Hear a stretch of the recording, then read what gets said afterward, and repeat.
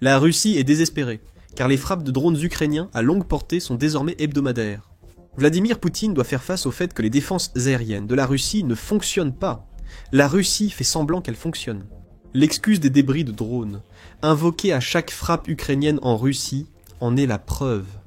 Mais la réalité est tout autre. La Russie est si désespérée que Vladimir Poutine supplie la Turquie de l'aider après que l'Ukraine a détruit ses défenses aériennes. La question est, la Turquie répondra-t-elle à l'appel de Vladimir Poutine ? Le 13 septembre, Défense Express a rapporté que la Russie avait pris contact pour un éventuel rachat des systèmes de défense anti-aérienne S-400 qu'elle avait vendus à la Turquie. Le média affirme qu'une pénurie de ces systèmes de défense aérienne, parmi les plus avancés que la Russie soit capable de déployer, constitue l'un des plus grands problèmes de Vladimir Poutine face aux frappes à longue portée de l'Ukraine. Le rachat est logique pour la Russie, d'autant que la Turquie n'utilise pas les S-400 achetés à la Russie, comme expliqué plus tard dans la vidéo. Les missiles russes, fournis à la Turquie, nécessiteront bientôt une maintenance de Moscou, d'où la proposition d'accord de Vladimir Poutine. Revendez vos S-400 à la Russie, et investissez l'argent dans quelque chose d'utile. Si la Turquie accepte l'offre, alors nous savons déjà ce que la Russie recevra. La Russie a vendu 4 S-400 à la Turquie en 2017 pour 25 milliards de dollars. Cela équivaut à 625 millions de dollars par unité, une dépense majeure pour une seule arme. On ignore ce que la Russie propose pour ces systèmes. Un rachat à l'identique serait probablement la préférence de la Turquie, car elle ne veut pas perdre les 25 milliards de dollars initiaux qu'elle a dépensés. La Russie pourrait prétendre que la Turquie n'utilise pas ses armes. Il vaut donc mieux récupérer un peu d'argent plutôt que de laisser les armes pourrir dans un entrepôt. L'offre de la Russie est sur la table, même si nous n'en connaissons pas les détails.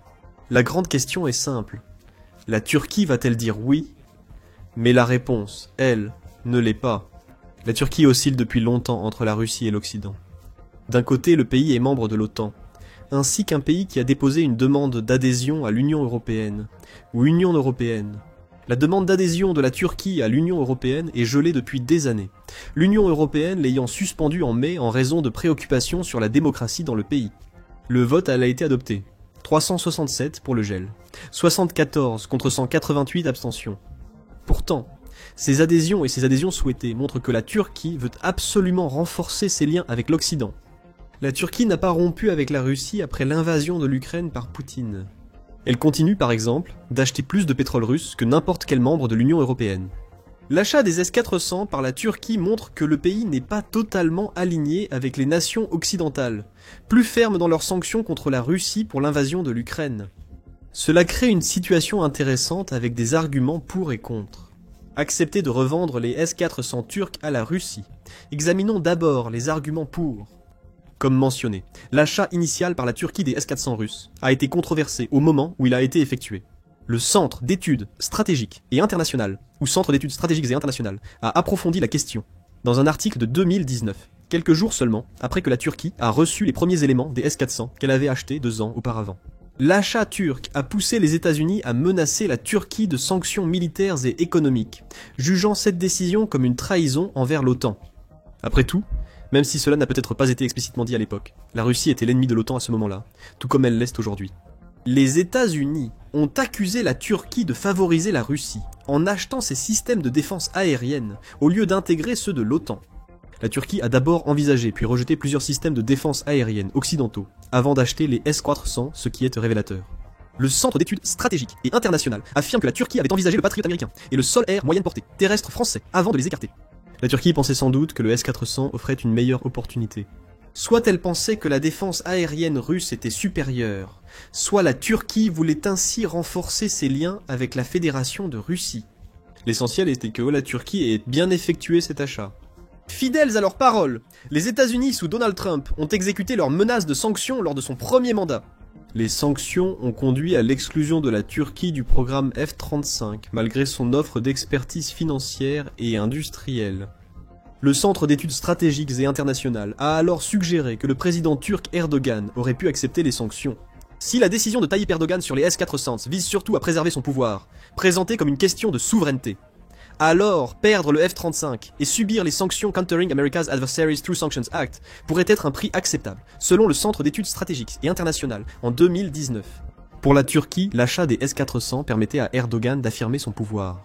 Isoler le pays de l'Occident en acquérant des systèmes que l'OTAN n'intégrerait jamais à ses défenses. Ce désir de souveraineté nationale a posé problème. Plus tôt, nous avons évoqué que la Turquie n'a pas encore utilisé les S-400 achetés à la Russie. Le souci, selon United 24 Media, est l'incompatibilité du système russe avec les défenses alignées sur l'OTAN en Turquie. La Turquie pourrait revendre ses S-400 à la Russie pour récupérer une partie de son investissement après l'échec de cet achat. La Turquie espère qu'en abandonnant ses S-400, les États-Unis lèveront leurs sanctions, notamment celles qui bloquent la Turquie d'acheter plus de F-35. Nous y reviendrons plus tard dans la vidéo. Pour l'instant, on peut dire que l'achat initial par la Turquie des S-400 russes a démontré sa volonté de maintenir une certaine forme de relation avec Poutine. Revendre les S-400 à la Russie, comme le souhaite Poutine, aiderait la Turquie à préserver cette relation et à renforcer sa position auprès de l'OTAN.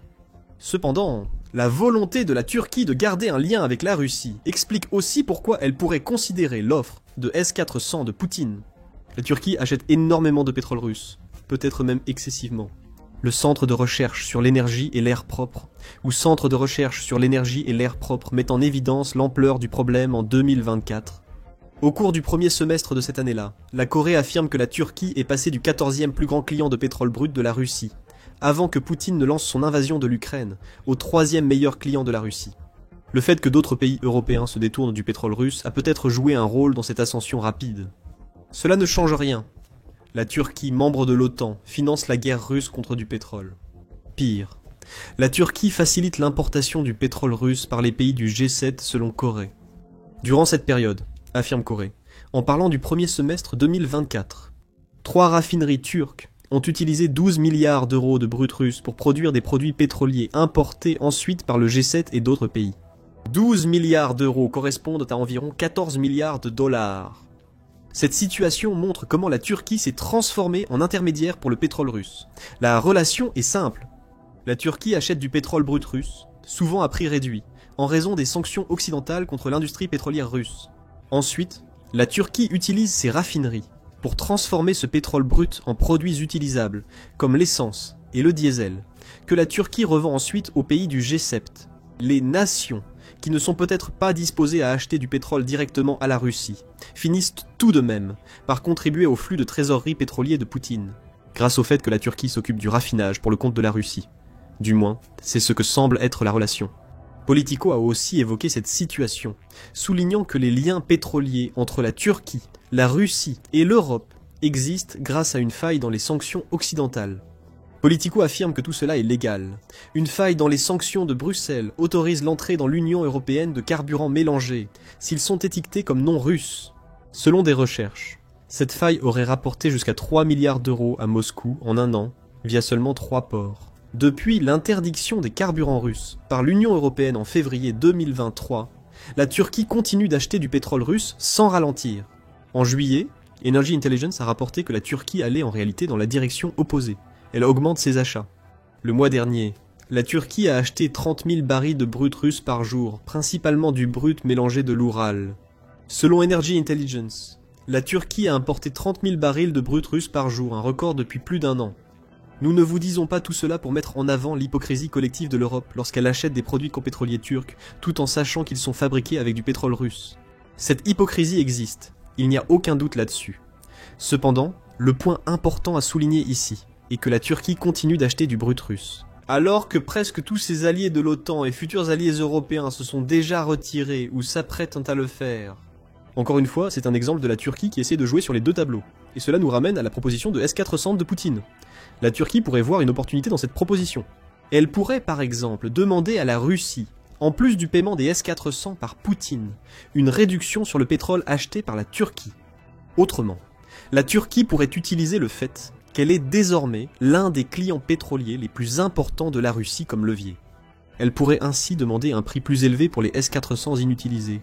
Dans tous les cas, la Turquie en sort gagnante tout en étant capable de maintenir la relation avec la Russie qu'elle a tant travaillé à développer, même alors que la guerre en Ukraine fait rage.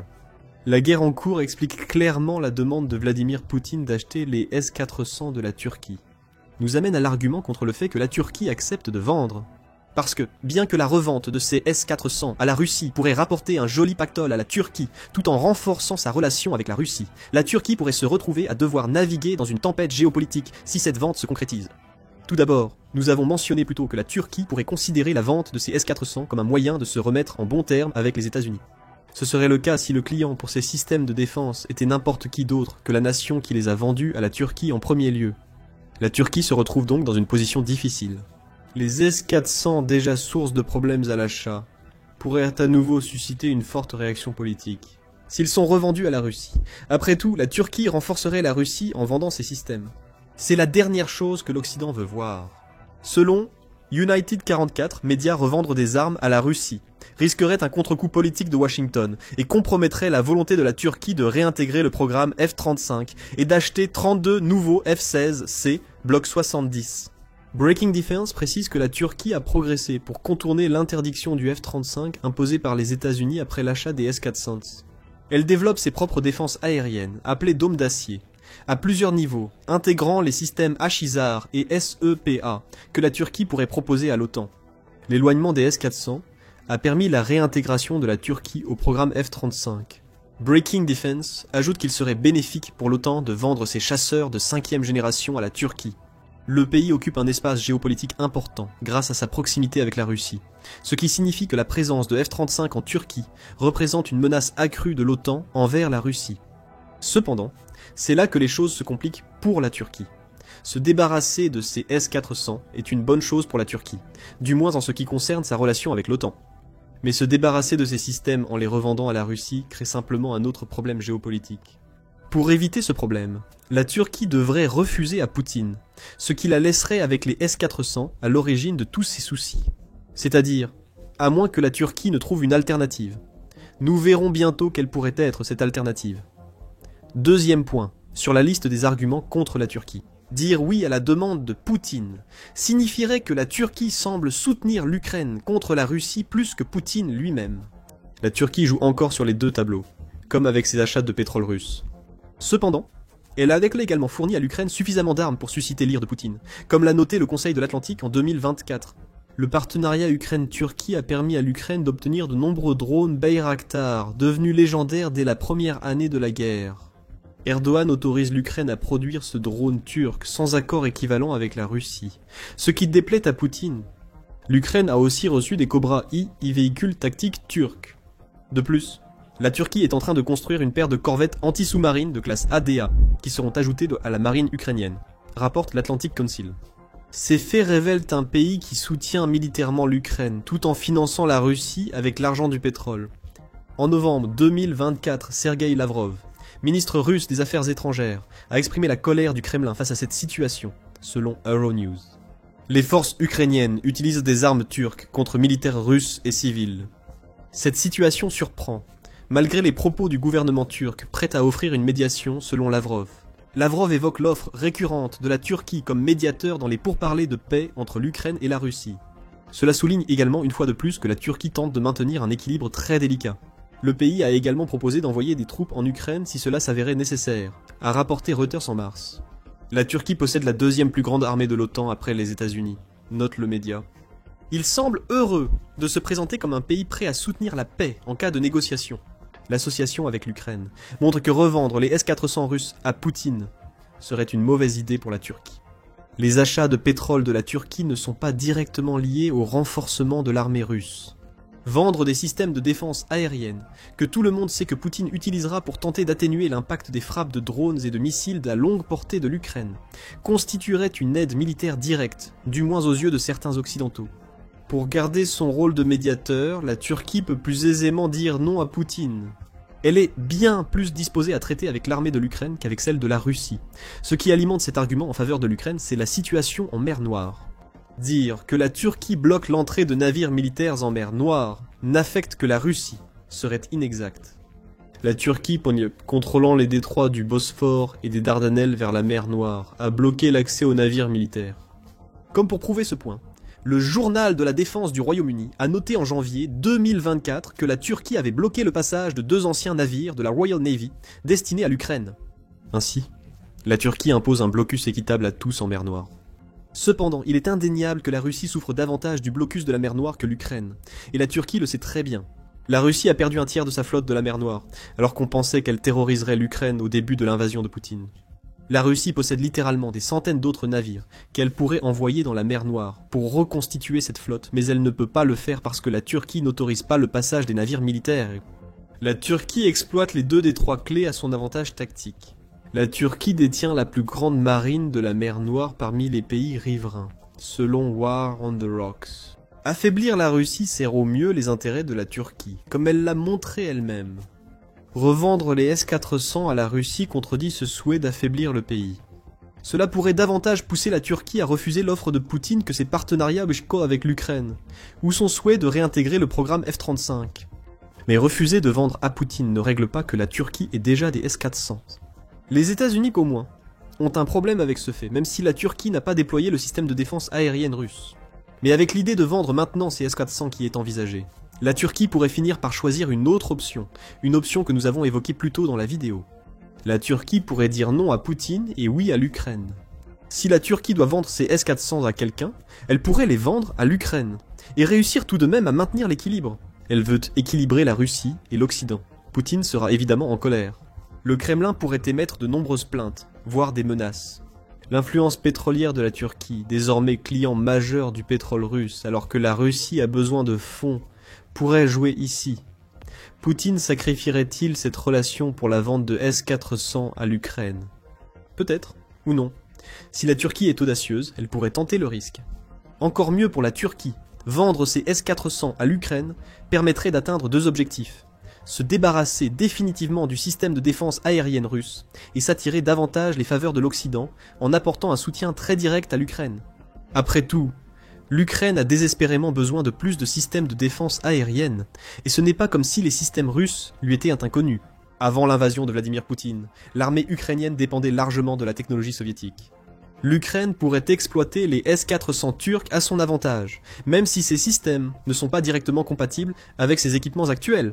Petit souci, la Turquie a déjà refusé cette idée.